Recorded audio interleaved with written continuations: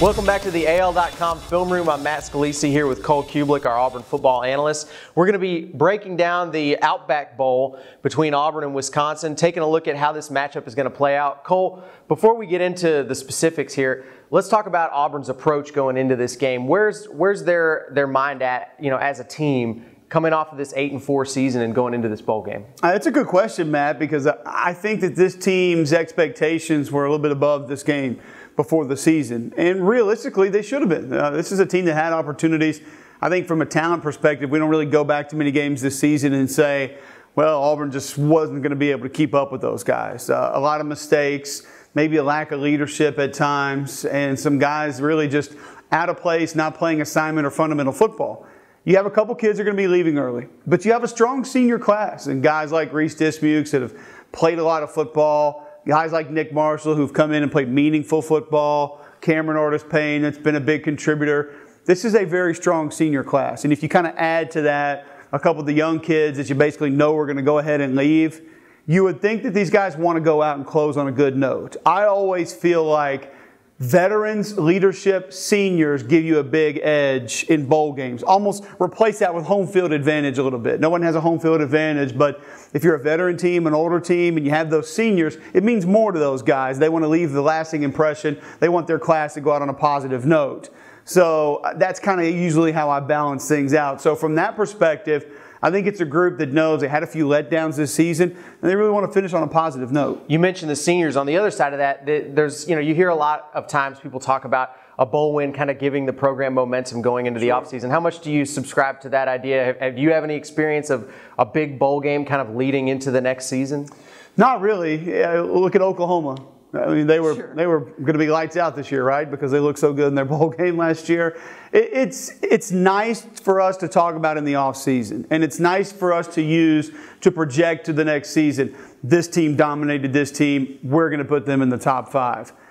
At the end of the day, you hear Nick Saban say it all the time. This isn't that team. This is a new team. You really do completely have to separate what a team did the year before from the next year, because there's going to be so many different moving parts. Now you have Will Muschamp is going to be in the mix, so obviously the defense will look different.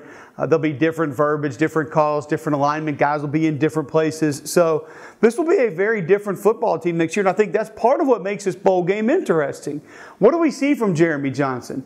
Is Jeremy Johnson going to be the guy next year? You've got a JUCO athlete that's now on campus that could really give you a Nick Marshall dynamic at quarterback if Gus Malzahn and Rhett Lashley believe this is the direction we need to go with this offense. It's been very successful. Having the zone read be the basis of your offense, the foundation of your offense, and they might think that's the direction they need to go. If you lose Duke Williams, you lose Sammy Coates, you lose a couple guys in the backfield, a couple H-back and tight ends, it might not matter how effective Jeremy Johnson is. If he doesn't have the targets that can find space and get open, a quarterback's only as good as his line and his receivers and his guys around him. And he doesn't have the dynamic playmaking ability that's going to freeze the backside of defenses, that's going to force safeties to come down and run support and open up some things over the top. So all in all, this will be a very different Auburn football team. I think it's great that some of the young kids get these practices. Hopefully the coaches will utilize this time to develop some younger guys and have them ready to go next year. Well, let's see what Auburn's going to be preparing for in the Outback Bowl. We're going to take a closer look at Wisconsin. Cole, obviously the number one weapon I think everybody's preparing for when it comes to the Outback Bowl and playing Wisconsin. Melvin Gordon, the Heisman Trophy finalist running back. He's been really effective all season, broke some records, didn't really have his best game the last time he was out there. Well, against Ohio State, he's going against an elite defensive front. And I think by this time in the year, if you go against a team that's as talented or more talented than you and you're Wisconsin, you're in trouble because you're one-dimensional. And that's what makes what Melvin Gordon did second half of the season so impressive in my mind, is that whether it was Stave, whoever, in a quarterback, they didn't have much of a passing game to rely on and to turn to. We'll take a look at some of the reasons outside of a guy who can just run you over or run by you that Melvin Gordon and this offense altogether are very dangerous. And one thing I think you notice first off here is you got a guy that hits the hole extremely hard. And so we'll run this back and really you'll see a defensive tackle right here just come through almost unblocked. And goes to show you that the vision is going to be there. Melvin Gordon understands this system, understands this offense, and he's a guy that it might take a little while as he drags that zone play out, but when he gets north and south, he's very decisive, and he understands exactly where he wants to go. So you'll see him kind of drag this play out. Watch him hit the hole right there. And it's a kid that understands this is where my space is going to be. This is the way this play is going to look. Now, again, you come back, and one thing you notice on this play is the backside of these plays for the Auburn defense are going to be critical. And when I say backside is you'll see the zone play again to Gordon coming over here. Motion will throw you off a little bit. You see right there already a little bit confused, trying to keep up with that motion. Watch your backside defensive ends and linebackers here because Gordon, this is really an inside zone play, so he can go all the way out to the numbers, or he can cut this thing back completely backside. But you'll see kind of a little bit of a late cut and then north and south, and the backside of this defense really has to collapse down and take away those cutback lanes. That's the beauty of the zone plays. It can go so many different directions, and it has so many different options. But again, the vision of Melvin Gordon, to notice and see there's going to be a quick little cutback lane right there. You see the one hesitation, and he turns what appears to be a 2-3 yard gain into a 12-yard gain. That's just the kind of back that he is. Wonderful vision, very decisive, not much hesitation once he gets the football, and he's physical and powerful when he goes north and south. Cole, you mentioned earlier Ohio State obviously had an elite defensive front that they were able to use against this attack, but what was it specifically about what Ohio State was doing that made it so difficult for Wisconsin to run the ball as effectively as they had been all year? Well, Matt, not much of it was schematic, really and truly. You can see here just your base 4-3 defense, and there's not a lot going on, playing two deep safeties, man coverage down here. So really a lot is going to be put on these guys. Either penetrate and disrupt or eat up these blocks and allow your linebackers to run. So depending on how they want to play it, it can go a couple different ways. And you talked about that elite talent. You'll see Adolphus Washington right here, big defensive tackle. And these guys right here can maul. I mean, these are guys for Wisconsin that can push you around. He'll split a double team here, penetration into the backfield, which is really going to disrupt the play. And all of America knows about Joey Bosa up here at the top. He's a guy that really, he doesn't do a lot on this play, but you'll see him penetrate outside, so he takes away contain right away. So he's going to kind of push everything back into the middle by kind of getting upfield, walling off the perimeter there. But you'll just see early penetration and then some late penetration. Bosa comes around kind of after the play is towards the end. But right there, Adolphus Washington is a big penetrator, and that's what really disrupts the play. So you got some guys up front for this Ohio State D-line that really gave Wisconsin's offensive line some problems. You think about what is the strength of Auburn's defensive line. We know it hasn't been defensive end. It hasn't been getting a speed rush. Well, that's not going to be the issue in this game. That's why I think Auburn has a big advantage when you look at Gabe Wright, you look at Jeffrey Whitaker, you look at Ben Bradley, you look at Angelo Blackson. Some of these guys that this is going to be their last time out there in an Auburn uniform. The middle of the Auburn defense is stout. They have the personnel there. And maybe we see a lot of those guys on the field at the same time because you're not going to get a lot of 4 and 5 wide receiver sets from Wisconsin. So the big beef, the big bodies for the Auburn defense are going to have a solid game. Matt, like we talked about with this Auburn offense, probably going to try and spread this defense out. So you're kind of getting a quarters look here really from the Wisconsin defense saying, we're going to play off. We know you can probably run by us, and we'll give up anything in front. We're going to try not to give anything up over the top. Now, you've had a replacement here with Ezekiel Elliott, the running back, again being flexed out. You're not going to match him up there anymore. So you've helped yourself out here a little bit based on the previous play that we saw. But again, Devin Smith's your playmaker and a guy that you know can hurt you over the top. He's already caught a few deep balls, and this is a spot that we've seen Duke Williams line up for in an Auburn uniform quite often. He loves to line up in the slot. He's a kid that's not afraid to work the middle of the field, doesn't get intimidated by defenders in the middle of the field, and can work traffic. So I think you'll see, number one, and lined up in a similar spot to this, and probably if they get these kind of looks, get some same opportunities down the field. And this is, again, it's just an athlete being able to run by a defender. Defender turns his hips a little bit too early. Nice protection up front by the Ohio State offensive line. And it's just a one-on-one. But in today's football, these are hard to find. And you have to have the run game first to get people into these kind of looks to where you can take these shots down the field. It's why Auburn had success against Alabama early on, because the run game was going. And then you saw Landon Collins come up and make some tackles. And you saw Nick Perry make some tackles in the backfield. And then you shoot down the sidelines a little bit, and Auburn was able to find some plays. I think it'll be a very similar game plan against this Wisconsin defense.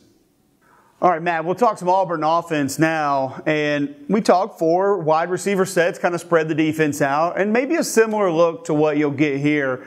It's just kind of a 4-2 look, really, from Alabama. 4 defensive linemen, 2 linebackers. So kind of a nickel package. You got safeties and corners on the field. And really and truly, I think what makes this play work is number 1 in the slot. And you'll see how he commands attention from 2 players. Your safety right here, who's barely in the screen, and then Reggie Ragland right here is going to try and run with Duke Williams. He knows he can't, but initially he has to try and stay, be a little bit physical, get something on Duke Williams, try to force him off of his route, and then the safety help's going to be there. But you know right away, if Duke Williams is going to command attention from 2 defenders, there comes your one-on-one on the outside with Sammy Coates, because obviously Landon Collins is going to have to take this side of the field. So we'll watch the play develop here. Good protection up front. Nick Marshall knows immediately he's got that one-on-one. It doesn't take much of a hesitation from the corner to figure it out. Now, this is where it gets really impressive, and this is where Duke Williams can really be a difference maker. This is one of the bigger, more physical linebackers in the country, not just the SEC. I've worked out with this kid. I've been around this kid. I know him. When you stand next to him, he feels like a defensive end. He doesn't feel like a linebacker. He is a big, big boy. He has a free shot on Duke Williams right here. And watch this attempt at a shove by Reggie Ragland, just to try and keep Duke Williams from running his route the way that he wants to, and try to throw his timing off a little bit. And he's not going to get anything. And Wisconsin, probably because of their lack of speed and athleticism, is going to have to try and play a physical game similar to this to take away some things. And you're just going to see really just nothing here. He's going for the shove, and I mean, Duke Williams is right there where he wants to be. And once you see the safety, you know the safety's got to commit because Williams open, and that's when you can take your shot right there to Sammy Coates. So it just shows you physically how imposing this wide receiver can be. There you see, really not much. Safety's got to come up and help, make a decision. When that safety decides that he's going to have to come up and help that slot receiver, you've got one-on-one on the outside.